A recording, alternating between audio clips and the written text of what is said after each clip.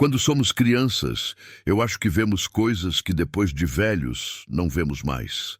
Mencionando isso, tenho o prazer de apresentar uma história sobre algo que aconteceu nos anos 90. Foi uma história horrível e cruel, mas como todas as histórias horríveis e cruéis se deixarem de ser contadas, corremos o risco de que voltem a acontecer. Nunca entendi por que havia um negócio de esgoto tão grande no quintal da minha casa. Era uma abertura retangular na terra que cheirava mal. Não era um odor constante.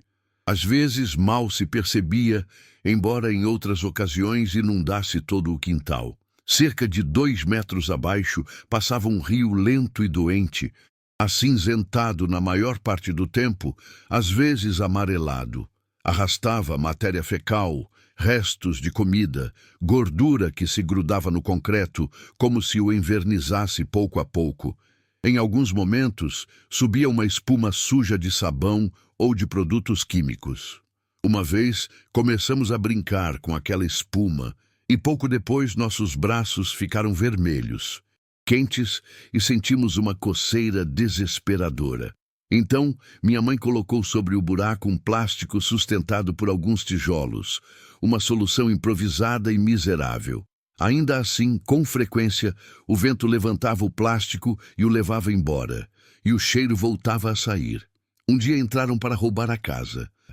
E sabe o que foi a única coisa que levaram? A tampa do poço, uma grade pesada de metal maciço, enferrujada, mas forte. Nunca entendemos por que alguém levaria algo assim, embora hoje eu saiba que era para vender por quilo. Meu pai então cobriu aquilo com uma tampa de madeira. Assim como o plástico não era uma solução definitiva, apenas um remendo. As tábuas pareciam resistentes, mas veja bem, era um buraco grande com mais ou menos 1 milímetro de comprimento por 1,5 de largura. O recomendável era não pisar ali. Esse lugar de que falo ficava no fundo do quintal, ao lado de um quartinho onde meu tio mecânico guardava suas ferramentas. Vivíamos em uma casa relativamente grande, que era a casa da minha avó. A propriedade era dividida em apartamentos, que na verdade eram quartos grandes colados uns aos outros. Ali moravam meus avós, meus tios com suas famílias e nós. Tudo compartilhado, todos em cima de todos. A mim e ao meu irmão foi proibido brincar lá atrás, perto do buraco e da oficina, pelo medo de cairmos. Tanto eu quanto meus primos não aproximávamos daquele local. A única que sempre víamos por ali era Sônia. Sônia era uma menina que vinha de uma área rural no norte. Minha mãe dizia que ela era nossa prima. Eu a amava como se fosse minha irmã. Embora um dia eu tenha feito as contas e descoberto que nem sequer éramos parentes. Meus pais a trouxeram junto com o irmão dela em 89. Seus pais haviam sofrido um acidente muito violento com a caminhonete e as crianças eram muito bem comportadas e prestativas. O mais velho, além de ir à escola, começou a trabalhar na oficina com um dos meus tios e rapidamente se tornou aprendiz de mecânico. Sempre andava com as mãos pretas de graxa. A menina, com cerca de 10 anos, fazia praticamente todo o serviço doméstico. Minha mãe, no início, havia proibido isso, mas a garota, mesmo assim, recolhia coisas. Varria, passava pano e às vezes cozinhava. Dizia que a mãe dela tinha se preocupado em ensiná-la a cuidar da casa, com a finalidade de que se algum dia os pais faltassem, como de fato aconteceu, a menina não fosse um peso para as pessoas que abrissem as portas de suas casas para ela. Sônia, sim, ia lá atrás até o buraco. Ela abria a tampa e espiava para dentro. Nunca tapava o nariz, nem fazia caretas. Um dia, minha avó a encontrou sentada na borda como se fosse pular. Ela a puxou pela orelha e deu uma bronca que ecoou por todo o quintal. A menina jurou que nunca mais faria aquilo. Pareceu que dizia a verdade, mas mentiu. O que ela nunca mais voltou a fazer foi ir de dia. Passou a esperar à noite quando todos já estavam deitados. Então, para quem prestasse atenção, era possível ouvir ruídos no quintal. Sons mínimos, quase insignificantes, que podiam ser confundidos com os de um gato rondando ou com o vento balançando as correntes da oficina. Mas era a Sônia. Eu não conseguia imaginar o que ela via naquele abismo pestilento. Eu sabia que ela ia lá todos os dias. Às vezes eu espiava para confirmar. Outras vezes apenas dava como certo que era ela quando ouvia passos lá fora. Um dia ela me pegou observando. Não disse nada, apenas sorriu. Na tarde seguinte, eu a vi conversando com o irmão quando ele chegou da oficina. Tenho quase certeza de que ela lhe disse que eu a estava espionando, porque naquela noite, quando todos entraram em suas casas e o quintal ficou em silêncio, Ismael entrou até o meu quarto para me dizer se eu queria acompanhá-lo lá fora. Tudo muito misterioso. Ele não me disse para onde me levava, nem o que queria me mostrar. Só vi que carregava uma sacola com comida e uma lanterna. Fomos lá atrás. Ele levantou a tampa e iluminou o fundo. Algo apareceu lá embaixo por alguns instantes. Minha mente quis enxergar um rosto, mas tudo aconteceu muito rápido. Aquilo moveu-se depressa e escondeu-se no duto, mas também cobriu os olhos porque a luz o incomodava. Então a lanterna fez um clique. Ismael a apagou. Havia alguém lá embaixo, ou pelo menos foi isso que pensei primeiro. Ele voltou a iluminar, mas agora de lado, deixando que a luz se filtrasse pelas paredes do buraco. Quando meus olhos se acostumaram, entendi o porquê. Não era uma pessoa, ou se era, também parecia um objeto, embora se movesse por vontade própria. O que dava para ver parecia pele, mas uma pele lisa demais. Era estranha, com manchas esverdeadas e, em certos ângulos, refletia a luz como plástico velho molhado. Movia-se de forma estranha, não andava nem rastejava, apenas se ajeitava, impulsionando-se com sacudidas, como um manequim mal montado que alguém puxasse por fios. As articulações pareciam ter pouquíssimo alcance de movimento, exatamente como um boneco ou um manequim. Aquela coisa comprida se deslizava contra o concreto, deixando uma marca brilhante que não parecia água. Depois, desapareceu na escuridão. Nunca consegui ver seu rosto por completo. Às vezes, surgia o que parecia uma bochecha inchada. Depois, algo que poderia ser um ombro. Em seguida, uma mão grande demais, com os dedos tortos, unhas grossas e pretas. Já se passaram mais de 30 anos e eu não consigo esquecer o que vi. Ismael abriu a sacola que carregava. Ele tinha sobras de pão de velho, restos de ensopado e macarrão do almoço. Foi jogando tudo, uma coisa de cada vez. Lá embaixo, algo começou a se mexer com desespero. Então aconteceu algo que nunca esqueci. A parte superior daquele corpo se abriu. Não vi uma boca como a de uma pessoa. Parecia que a garganta se abria demais, como uma fenda vertical que se estendia, deixando à mostra algo escuro. A comida desaparecia ali empurrada, não mastigada. Enquanto se alimentava, a coisa se jogava contra as paredes, batendo no concreto. Também dava para ouvir como engolia. O corpo inteiro se sacudia cada vez que alguma coisa passava por aquela abertura, como se o interior não tivesse sido feito para aquilo. De repente, o cheiro ficou insuportável. Ismael apontou para a borda do buraco e ali havia uma corda amarrada a um tijolo que descia até o fundo. Na ponta pendia uma cesta de plástico dessas de mercado, já completamente enegrecida pela sujeira. Ele sempre deixa alguma coisa, ele me disse. Não sempre, mas quase sempre. Ele puxou a corda e a cesta subiu. Dentro havia moedas escurecidas e um canivete enferrujado. Objetos que não pareciam roubados, mas perdidos. Coisas que alguém devia ter deixado cair alguma vez por um bueiro ou no próprio esgoto aberto. De onde isso sai? Perguntei. Ismael deu de ombros. A coisa terminou de comer. Depois ficou parada. Em seguida, começou a se afastar, se arrastando, raspando o concreto com algo mole. O barulho foi se afastando pelo tubo até que só restou o som da água correndo. Ismael colocou a tampa de volta e pediu que eu não dissesse nada, que não fosse idiota e estragasse tudo.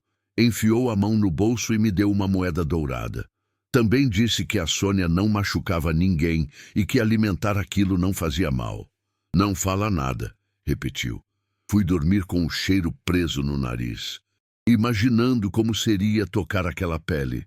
Pensei na Sônia, em como ela se aproximava sem medo, em como nunca dizia nada e em como sempre tinha dinheiro.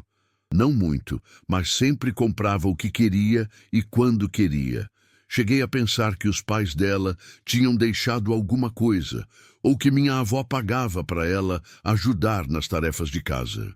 Guardei o segredo, embora a ideia de que, por assim dizer, minha prima alimentava um monstro e em troca ganhava coisas, tirasse meu sono em algumas noites. Eu pretendia não contar nada a ninguém, mas então aconteceu a desgraça. Não demorou muito. Foi numa festa, mas não lembro bem de quem.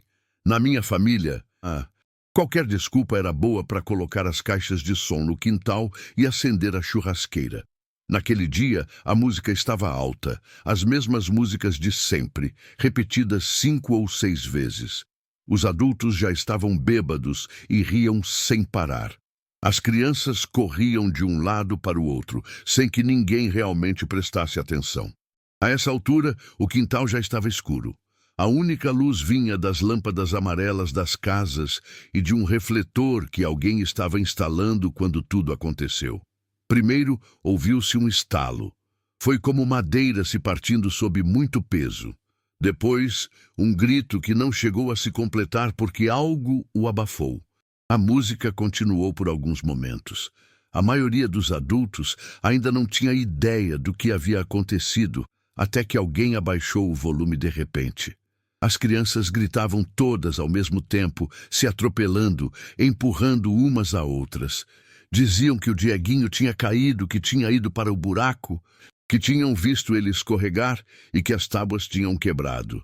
E o mais desesperador foi ouvir que ele já não estava lá e que a água tinha levado ele. Lembro com raiva que ninguém deu atenção no começo. Pensaram que era exagero e que era brincadeira. Até que uma menina gritou como louca, dizendo que não era só uma queda, que alguma coisa tinha levado o Diego. Eu comecei a me sentir estranho, porque eu já sabia o que tinha acontecido sem nem precisar olhar. Então, o pai e a mãe do Diego se levantaram ao mesmo tempo. Eram nossos vizinhos da rua de trás. Quando chegaram ao buraco, não havia nada. Só o buraco escuro com as paredes respingadas de marcas cinzas. O cheiro subia de uma vez mais forte do que nunca, e o som da água correndo era constante. A mãe do Diego demorou alguns segundos para entender. Ela olhava ao redor, como se o menino pudesse estar escondido atrás de alguém, debaixo de uma mesa ou em algum canto. Quando percebeu que ele não estava em lugar nenhum, soltou um grito que cortou o ar. Imediatamente se jogou na borda do buraco. Diziam para ela não se desesperar, para se acalmar e esperar. Ela não escutava ninguém. Deitou-se de bruços devagar, tentando enfiar o corpo, esticando os braços como se pudesse alcançá-lo. Começou a gritar o nome dele, o nome completo com sobrenome. E também o chamava do jeito carinhoso. Dieguinho, onde você está? Depois deu apenas um grito de dor. Não houve resposta. Tiraram ela quase à força. Quando finalmente conseguiram levantá-la, quando finalmente a separaram do buraco, ouviu-se um choro. Vinha de baixo. Não era um choro alto, nem muito claro, mas era óbvio que era o Diego. O som não subia. Ele se movia em ondas que faziam o chão vibrar levemente, como se passasse primeiro pela terra antes de chegar aos nossos ouvidos. Todos ficaram parados. Alguém desligou a música de vez e ninguém falava. Alguns seguravam a cabeça, outros olhavam para o buraco como se esperassem ver algo sair. Foi então que a vizinha bateu na porta. Disse quase pedindo desculpa, que não queria se meter, mas que tinha ouvido uma criança chorando debaixo da casa dela. Em menos de 10 minutos, haviam mais 50 pessoas dentro da casa da senhora. Ela morava a 2 números dali. O quintal era pequeno, com o piso de cimento fino rachado. Desde que entramos, o choro já dava para escutar. Prometeram que iam consertar tudo depois que ela não se preocupasse, que isso se resolvia mais tarde. Trouxeram picaretas, barras de ferro, marretas e vários começaram a quebrar o piso. A cada golpe da picareta, o choro parecia se mover, não subir, nem se aproximar, mas se deslocar, como se estivesse passando por baixo de nós. A mãe gritava algo que até hoje consigo ouvir com a voz exata dela. Ela gritou que tivessem cuidado para não enfiar a picareta na cabeça do Dieguinho. Enquanto tudo isso acontecia, eu tentava não cruzar com a Sônia e com o Ismael, porque não conseguia acreditar que eles não dissessem nada. Eles não choravam, não olhavam para o buraco, estavam calmos demais, como se uma criança não tivesse acabado de ser levada pelas águas podres. Quebraram todo o piso da casa da vizinha. Em outras casas também fizeram o mesmo. Levantaram tampas, destaparam bueiros e desceram lâmpadas e não encontraram nada. Depois de tanto ver o rosto da mãe orientando as pessoas, correndo de um lado para o outro, foi ali que já não consegui mais guardar o segredo, embora não soubesse por onde começar. Aproximei-me dos adultos e disse que havia algo no bueiro, que talvez não tivesse sido um acidente e que algo assustador havia levado o menino. Contei que tinha visto um monstro no bueiro, um manequim, e que a Sônia sabia da existência daquele monstro, que fossem perguntar a ela. O que fizeram foi nos confrontar, e Sônia olhou para mim como se não entendesse nada. Ismael balançou a cabeça. Disseram que eu estava inventando, que estava nervoso e que era uma criança medrosa. Fizeram-me passar vergonha e nunca mais falei com eles. No dia seguinte não fui à escola. Fiquei atento pela janela quando a tarde caiu. Fechei as cortinas porque tinha certeza de que os irmãos iriam olhar para ver se eu estava observando. E eles olharam. Por volta da meia-noite levantei-me. Eles não fizeram absolutamente nenhum barulho e eu não conseguia dormir. Espiei, vi Sônia e o irmão indo para o fundo do quintal. Vi que retiraram algo embrulhado que evidentemente haviam subido usando o balde. Não soube o que era, mas poderia jurar pela minha avó que era algo valioso. Não pelo brilho, mas pela forma como carregavam. Tenho quase certeza de que aquela aberração os pagou bem pelo banquete que lhe enviaram no dia da festa. Nem preciso dizer. Você sabe muito bem que o garoto nunca foi encontrado. Nos jornais da época saiu a notícia de um menino que caiu em um bueiro e nunca saiu. Eu não me lembro muito do que aconteceu depois, mas minha mãe diz que se falou de Diego por meses. Segundo me disse, caminhões do governo da cidade se instalaram do lado de fora da rua, abriram o chão e que chegou a cair a janela da minha casa. Dias depois, um jornal sensacionalista publicou uma matéria diferente. Tinha uma manchete grotesca, quase cômica, falando de um jacaré no esgoto, e para ajudar os vizinhos entrevistados, disseram que ouviam barulhos, arrastos e respirações não pertencentes ao menino, que para aquele momento, infelizmente, já não devia mais estar vivo. As pessoas diziam que havia alguém no esgoto e que tinha a aparência de um manequim.